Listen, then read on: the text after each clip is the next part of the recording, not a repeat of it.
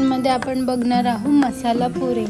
तर त्यासाठी मी सर्वात आधी इथे गव्हाचं पीठ घेतलेलं आहे आणि नंतर रवा घेतलेला आहे। त्यामध्ये थोडंसं मीठ टाकून द्यायचं।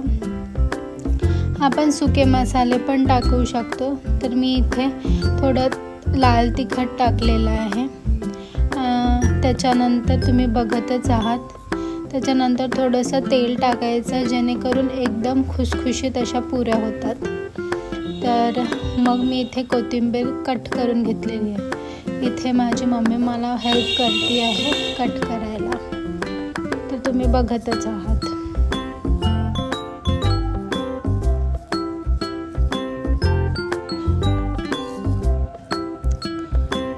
आता यानंतर याला व्यवस्थितपणे एकजीव करून घ्यायचं। याचं बॅटर रेडी करायचं। बॅटर रेडी करून छान थोडा वेळ मुरायला ठेवायचं। यात तुम्ही दही देखील टाकू शकता, त्याच्याने अजून टेस्ट छान येते। या अशा छोट्या छोट्या पुरी लाटून घ्यायचं आणि तेलातून काढून घ्यायचं। तर तुम्ही बघाल की किती छान अशी माझी पुरी अशी इथे फुललेली आहे। खायला पण खूपच चविष्ट अशी ही पुरी, मसाला पुरी।